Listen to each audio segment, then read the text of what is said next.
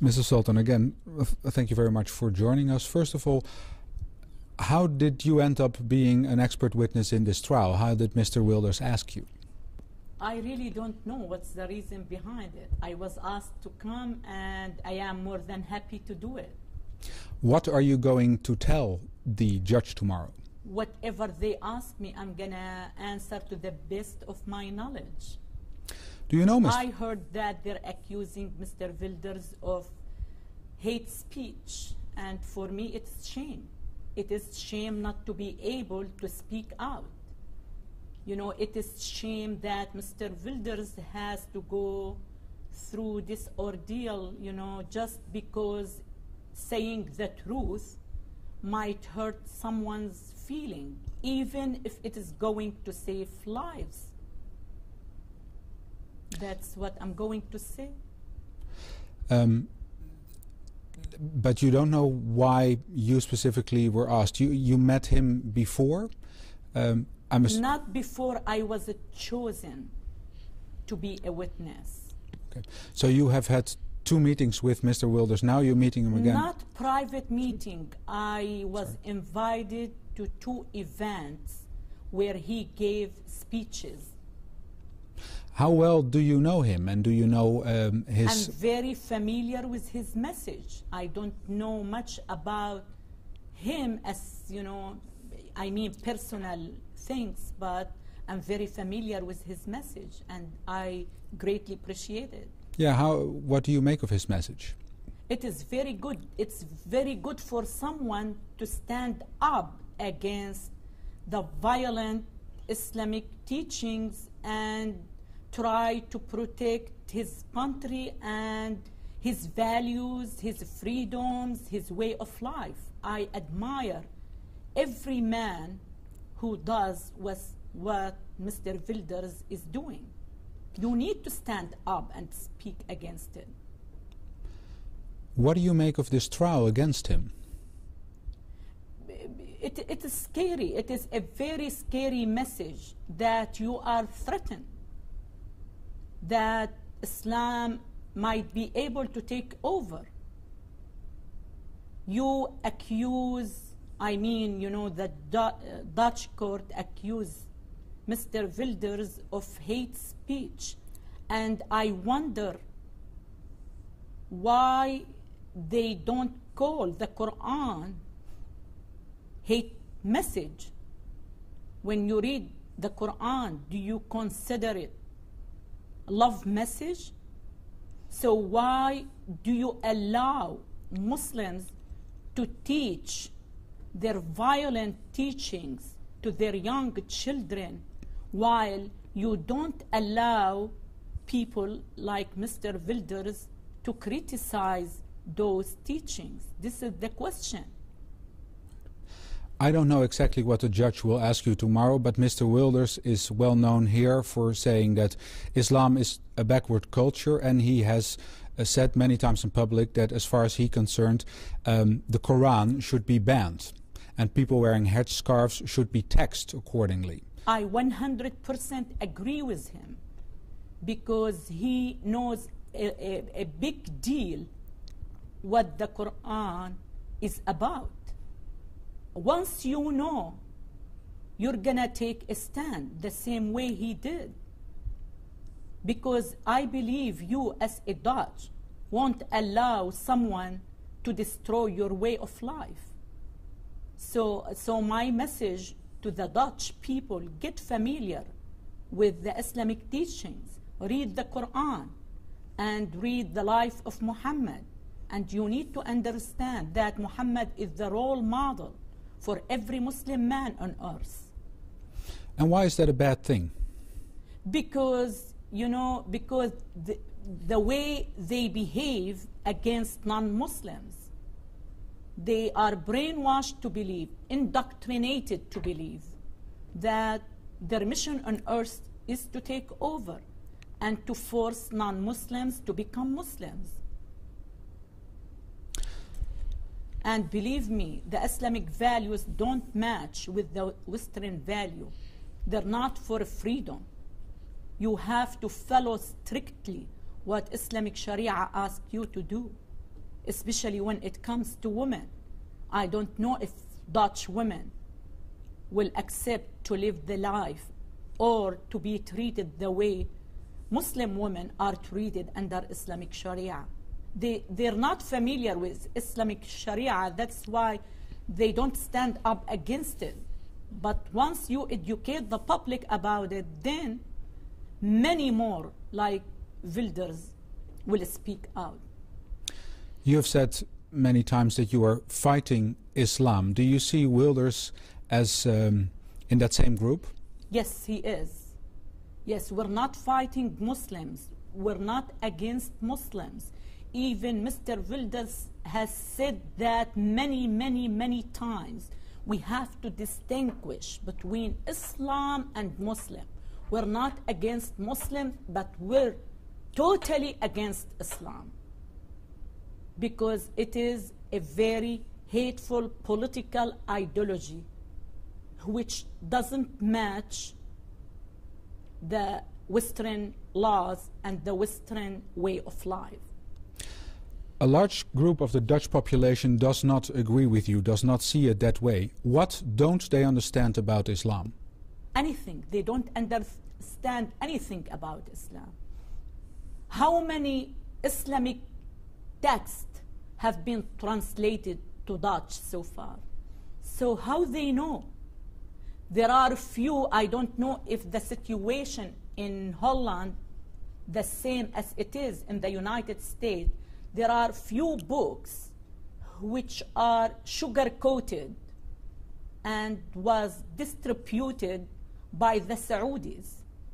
And those books don't have the truth about Islam. They're very sugar-coated, especially the translation of the Quran, because in Islam it is forbidden to translate the Quran. If you take a look at the translation of the Quran in English, you will see the meaning of our holy book. It is not the literal translation. It's not word for word. And it's very much sugar-coated. So you need to translate in very honest way the Islamic text from its original Arabic text to Dutch and have people read it and then make their judgment. So you're saying the Dutch in general are those who say that Islam is not a hateful religion, or at least you say they misunderstand. Of course they do. They don't understand the whole idea about Islam. There are 800,000 Muslims living in the Netherlands. Do you see them as a threat to the Dutch way of life? Not every Muslim is a threat. I'm sure many Muslims are very moderate. But some are? But some are dangerous, and some are playing the al-taqiyya, the concept of al-taqiyya, which allows Muslims to cheat, to lie, to cover their feelings in order to reach their objective. How many percent of those, I really don't know. But we cannot consider every Muslim is a threat. It depends how deeply he understands his religion and stick to his teachings. But if you're saying that, you just said, I don't have a problem with Muslims, I have a problem with Islam. Yes. Now it seems that you have a problem with at least some Muslims. No doubt about it. I don't want to generalize my attitude. Of course, I have problem with some Muslims. But I don't want to say every Muslim is a threat. That's not fair. My mother is a Muslim, and she's still practicing Islam. She's the most peaceful woman on earth. But she's illiterate. She has never read the Quran or the life of Muhammad. She practiced Islam the way she heard her mother and her grandmother talking about Islam. So that's what I mean. I cannot consider my mom as a threat. But she doesn't know much about Islam. I'm worried about Muslims who know the exact Muslim Islamic message and get stick to it. That's what it worries me. And I'm sure there are some of them who do that. What happened to you that you didn't follow your mother's footsteps? I have had very unique circumstances, and when people ask me why we don't hear more Muslim women like you express themselves in the same way, I believe you have to have special or unique character in order to be able to go against your own religion, against your own culture. It is not easy. It has been very draining. I said whatever I said about Islam, my life will never be the same. So I understand why Muslim women don't do it more often, because it's very draining. And as I said, you have to be equipped with special power, special strength to do that. And I am. But there were also circumstances in your life that make you see really, like what? What was the pitiful event in your life? I am a medical doctor. It helped me to evaluate my teachings under my scientific microscope. I was born and raised as a Muslim and lived for 30 years of my life under Islamic Sharia. Then I moved to a free country. I felt, I was protected by the law and I was free enough to express my life. Plus, my husband plays a role in shaping, helping me actually to shape my thoughts about Islam. I've heard you tell the story of your niece who was married to... many experiences, many experiences. And it took me a book called The God Who Hates to answer your question, because it didn't happen overnight. There were many turning points of my life, and the story of my niece was one of it. But I couldn't realize the reason behind my niece's tragedy until I went and I lived in a free society. And what did you then realize about Islam that is so bad? Because I give you one example. My niece was forced to marry her cousin.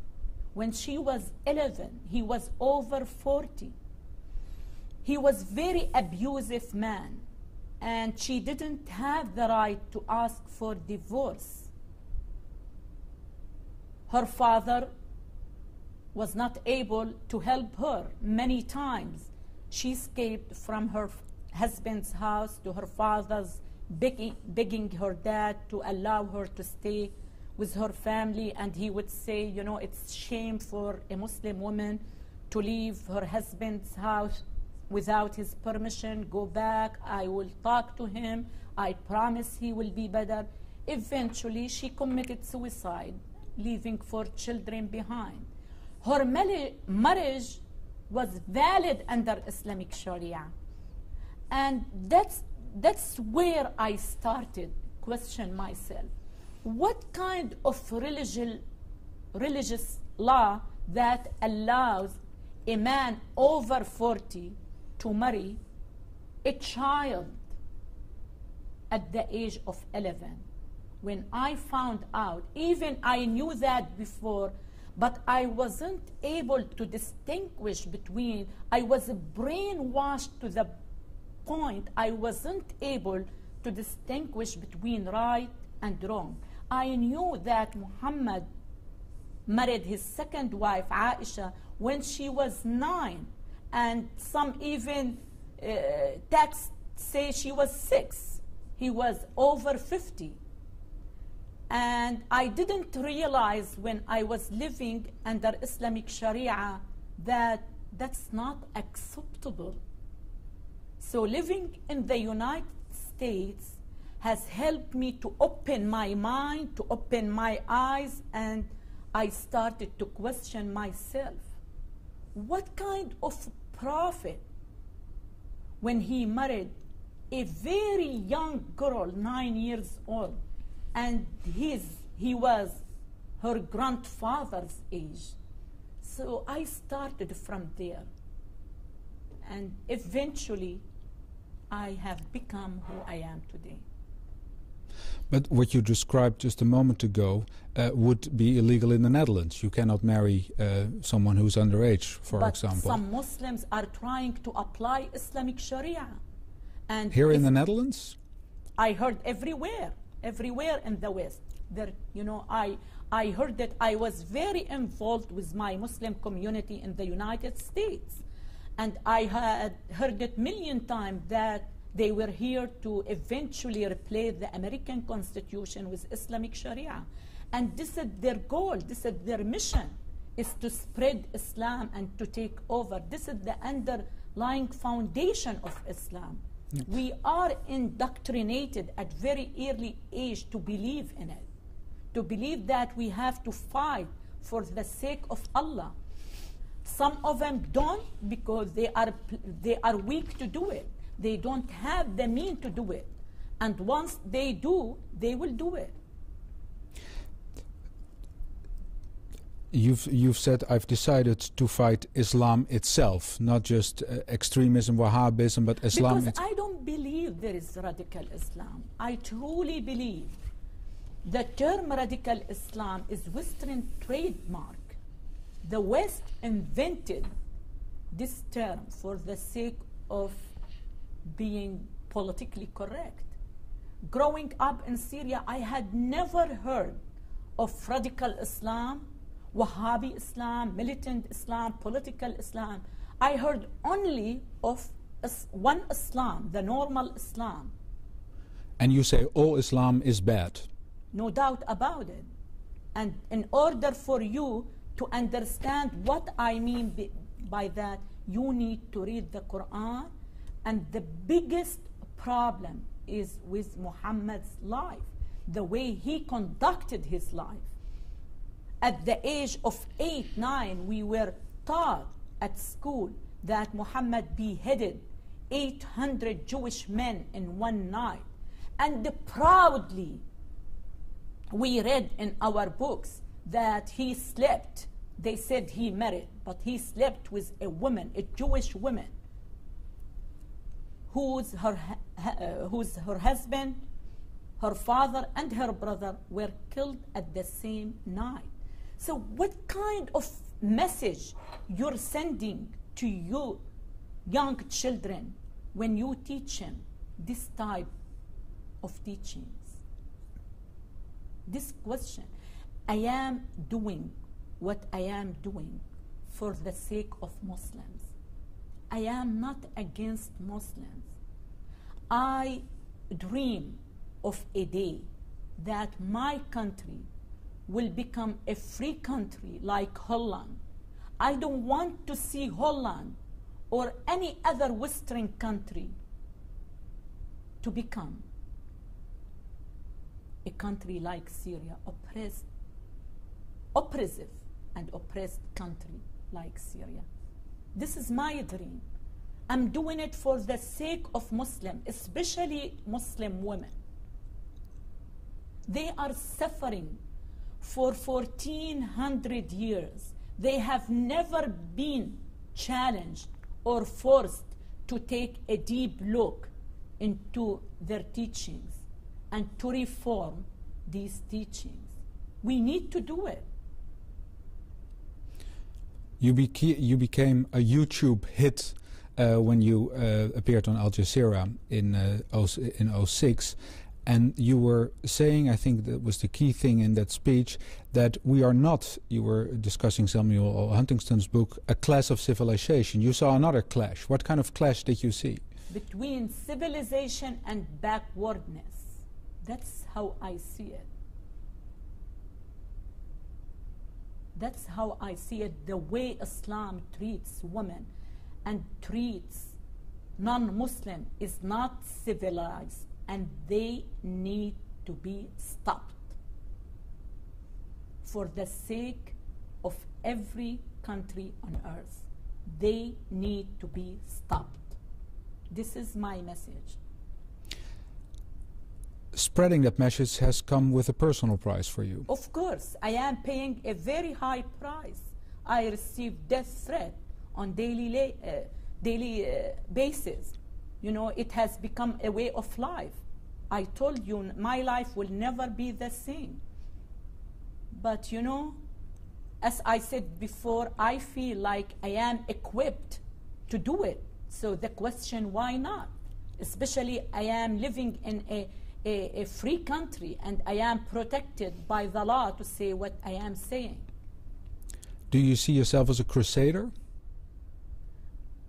It depends how you mean by crusader. I don't want, you know, I feel like now I interact with my readers in the Arab world.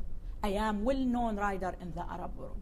I feel like I created, believe it or not, a vacuum in the Arab world. People now started to ask, what next? We left Islam.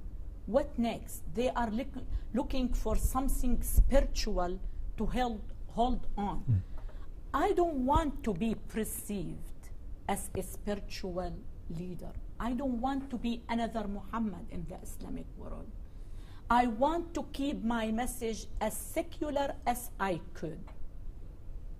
I'm looking at Islam through my scientific microscope as a medical doctor and telling my people the truth about it from my point of view. I don't want to become a spiritual leader, but I feel like I created a vacuum in their lives. So my next step in Arabic, I'm saying, is to create a system of values, because Islam lacks values. Islam lacks code of ethics. The crisis in the Islamic world is lack of morality. We don't have code of ethics. But when you read the Bible, there are passages in there that people these days, 2,000 years on, would consider, to put it mildly, not very nice. Do you see Christianity as a better religion than Islam? I don't know much about. Well, I mean, you mean America, alternative? Well, America, the country that you Yes. clearly enjoy, is Look, a very Christian nation. Yeah, look, my mission is to create doubt about Islam. My message for Muslims is to take a deep look in their teachings. Once they left or they reformed, let's say even I don't believe Islam can be reformed, but some people claim they are able to do that. My mission is to guide them, to take a look at their teachings, to leave it or to reform it. The next step is their business to follow. I don't follow a specific religion. I do believe in God, but I don't believe in any religion. So I'm not trying to convert Muslim to Christianity, and I cannot care less about what religion they're gonna have after they leave Islam. So this is my point. I don't know if I answer your question. Well, you say you believe in a God, but you are not religious. No, I am not. No, I am not. I don't follow any religion. I don't know much about Christianity. I don't know much about any other religion, and I don't really care to know. But do you see, for example, parallels, America being such a great free speech nation with Christianity? And I have read in history that America was based on Judaism and Christianity values, which I really admire and appreciate. it was based on the 10 Commandments. You don't see the 10 Commandments in Islam. You know, there is no Quranic verse that says don't kill. There is 3 times the Quran mentioned don't kill except in a way of justice. So you have to ask what the Muslim concept of justice. Their concept of justice commands them to kill Wafa Sultan because she's criticizing Islam. But in the 10 Commandments, what I know, you shall not kill, and that's it. There is no justification in the 10 Commandments for any killing. Sounds like you're liking Christianity better than Islam. That's what I know, the 10 Commandments. Of course, I believe, you know, that when people ask, what I like about Christianity is the life of Jesus. Because I am always asked why you're saying Islam cannot be reformed, while Christians were able in the Middle Ages to reform Christianity. And my question is, they reformed themselves, not Christianity, because they went back to the life of Jesus, and they were able, based on Jesus' life, to reform their behaviors. But the problem with Islam, if we go back to the life of Muhammad, we will be in much worse situation than we are now. We will end up with people like Osama bin Laden and his links. Do you understand my point?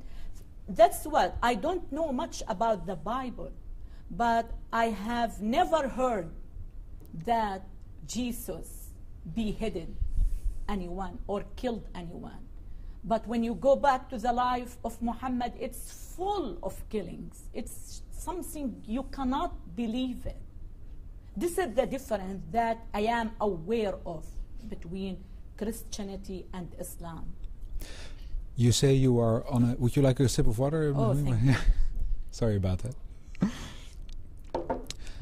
Ma'am, you say you are on a mission. When is the mission successful? Mission accomplished?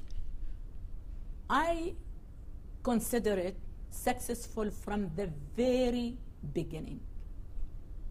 Once you believe in something and you are determined to do it, you're going to succeed. You know, eventually we will win. But I have no doubt about it. But how will success, how do you define success? What's the goal? What's it you're trying to do? My goal is to create a new Muslim mentality clean of hatred. My goal is to raise the awareness in the West about what's written in the Quran and in the life of Muhammad. My mission is to protect my adopted country that I love with all my heart. If America was taken by Muslim, where else I can go and be able to be who I am today? This is my mission. My mission and my dream, as I told you before, is to see my mother country, Syria, a free country like any free country in the West. This is my message, and I can see the change coming.